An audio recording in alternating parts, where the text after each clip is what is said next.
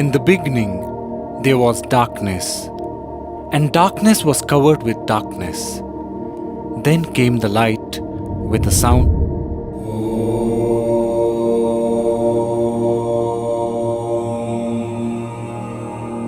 And Om gave rise to words or knowledge which got compiled as the Vedas. In the hierarchy of Vedic knowledge, there are 4 Vedas: Rig Veda, Samaveda, Yajurveda and Atharva Veda.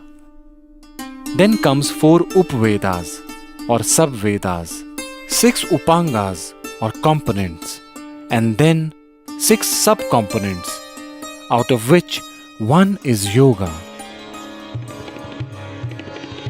There are several types of yoga as well, like Jnana Yoga, Bhakti Yoga, Karma Yoga, Hatha Yoga, Raja Yoga, Mantra Yoga, Shiva Yoga, Nada Yoga, Laya Yoga, and many more.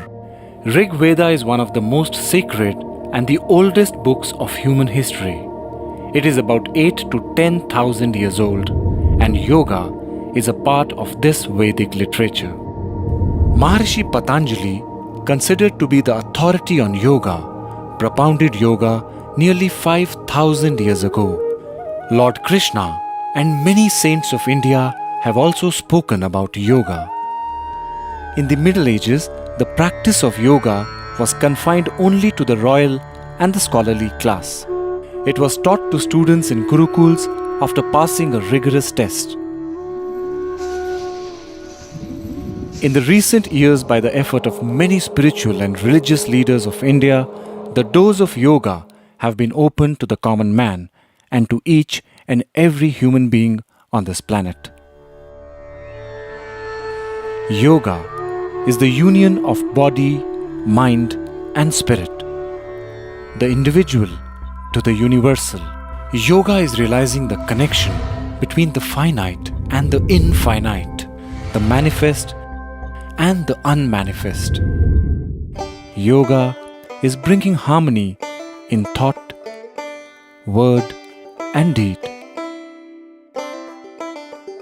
Maharishi Patanjali elucidated 8 limbs of yoga, namely Yama, social ethics; Niyama, personal ethics; Asana, postures; Pranayama, directing the life force; Pratyahara, turning the senses inwards; Dharana, one pointed focus; Dhyana, meditation; and Samadhi, merging with the self. Somehow, in today's age, yoga has become associated with only physical postures, whereas the central teaching of yoga is maintaining an equanimous state of mind.